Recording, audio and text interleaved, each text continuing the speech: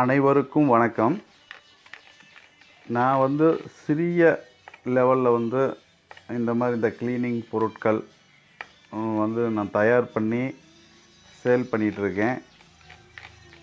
நீங்களும் அதே மாதிரி சிறு தொழில் செய்ய ஆசைப்பட்றீங்க அப்படின்னா இந்த சேனலை சப்ஸ்கிரைப் பண்ணுங்கள், என்னுடைய வீடியோவை லைக் பண்ணுங்கள், ஷேர் பண்ணுங்கள்.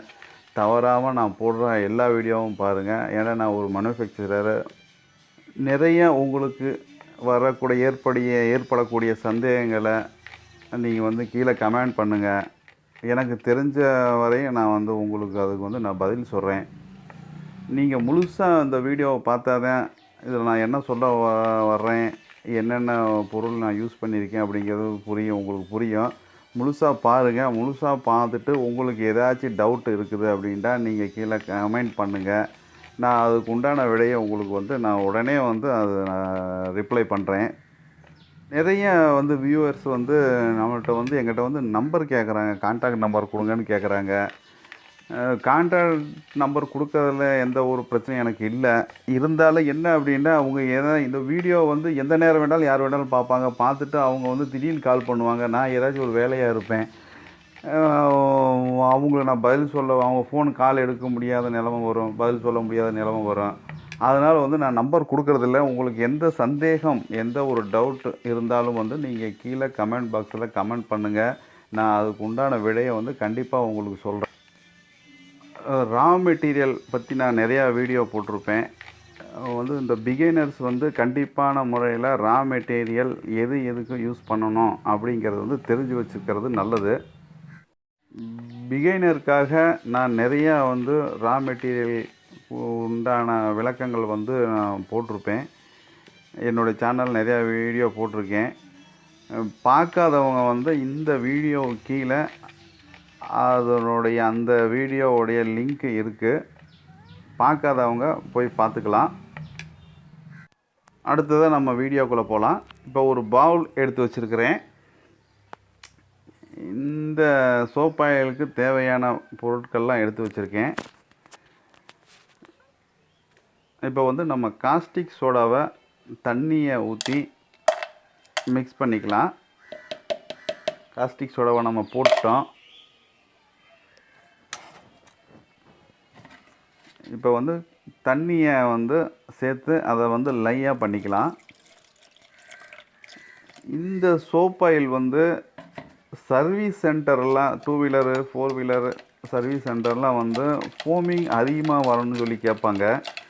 நம்ம ஏற்கனவே சோப் ஆயிலை பற்றி நான் போட்டிருக்கேன், நம்ம சேனல்லையே வீடியோ போட்டிருக்கேன். பார்க்காதவங்க நான் அதோட லிங்க்கு இந்த டிஸ்கிரிப்ஷனில் கொடுத்துருக்கேன், போய் பார்த்துக்கலாம். அந்த சோப் ஆயிலோட ஃபோமிங் பத்தலை எங்களுக்கு அப்படின்னு நிறையா சொல்லுவாங்க சர்வீஸ் சென்டருக்காரவங்க. இப்போ அவங்களுக்காக நம்ம இந்த மாதிரி போட்டு நம்ம இந்த ஒரு மெட்டீரியலில் போட்டு நம்ம சப்ளை பண்ணலாம். இப்போ இந்த பவுலில் சிலரியை நம்ம கொஞ்சமாக ஊற்றிக்கலாம்.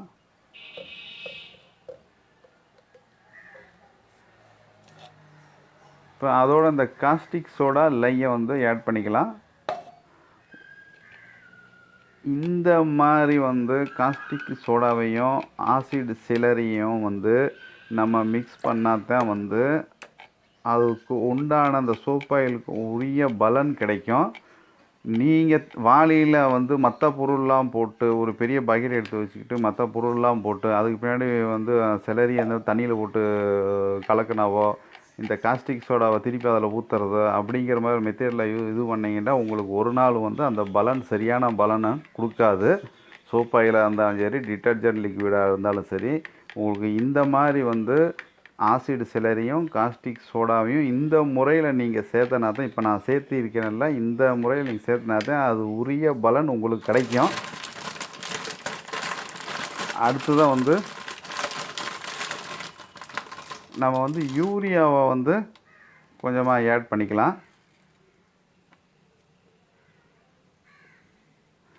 அதையும் நல்லா மிக்ஸ் பண்ணிக்கலாம். நம்ம காஸ்டிக் சோடாவை லைவ் பண்ண பின்னாடி சூடு ஆகிறது. அது ஒரு 3லேருந்து 4 மணி நேரம் வந்து அது சூடு ஆற வைக்கிறதுக்காக நம்ம வந்து காத்திருக்கணும். நான் வந்து உடனே இதில் மிக்ஸ் பண்ணிட்டேன். இது வந்து உங்கள் டெமோ வீடியோ அப்படிங்கிறதுக்காக நாங்கள் மிக்ஸ் பண்ணிட்டேன். நீங்கள் வந்து பிஸ்னஸ் பர்பஸ் அப்படிங்கிறதுனால வந்து நீங்கள் அந்த மாதிரி பண்ணக்கூடாது. 3லேருந்து 4 மணி நேரம் வந்து அதை நீங்கள் வெயிட் பண்ணணும். வெயிட் பண்ண பின்னாடி தான் சிலரியோட வந்து அதை ஆட் பண்ணணும். இப்போ அடுத்ததாக நம்ம எஸ்எல்இஎஸ் ஊற்றிக்கலாம். இந்த பொருட்களோட மெஷர்மெண்ட் வந்து இந்த வீடியோவில் கடைசியிலே இருக்கும். வீடியோவை வந்து மிஸ் பண்ணாமல் கடைசி வரைக்கும் பாருங்கள். இப்போ வந்து எஸ்எல்எஸ் ஊற்றிருக்கோம். அதையும் நல்லா நம்ம மிக்ஸ் பண்ணிக்க போகிறோம். மிக்ஸ் பண்ணிக்கிட்டு இருக்கோம். அடுத்ததாக வந்து ஏஓஎஸ் லிக்விடை வந்து மிக்ஸ் பண்ணிக்கலாம்.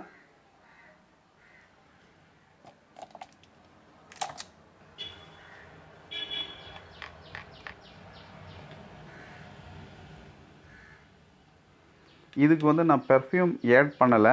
இந்த சோப் ஆயிலுக்கு பெர்ஃப்யூம் ஆட் பண்ண தேவையில்லை. ஏன்னா வாஷிங் சென்டர் வந்து விலை வந்து சீப் அண்ட் பெஸ்ட்டாக தான் கேட்பாங்க.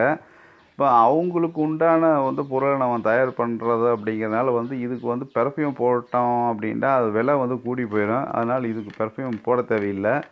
நான் அதனால் பெர்ஃப்யூம் வந்து இதில் ஆட் பண்ணல. கலர் மட்டும்தான் இதில் ஆட் பண்ணியிருப்பேன்.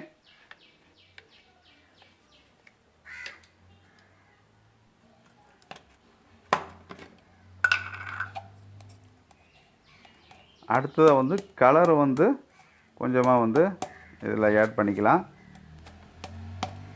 சிலரி 500 gram, caustic soda 75 gram, SLES 225 gram, AOS 100 gram, water 2.5 kilo, urea 10 gram, colour தேவையான அளவு அல்லது 2 கிராம். இந்த வீடியோ உங்களுக்கு பிடிச்சிருக்குன்னு நினைக்கிறேன். என்னுடைய வீடியோவை லைக் பண்ணுங்கள், ஷேர் பண்ணுங்கள், என்னுடைய சேனலை சப்ஸ்கிரைப் பண்ணுங்கள். நன்றி, வணக்கம். அடுத்த வீடியோவில் மீண்டும்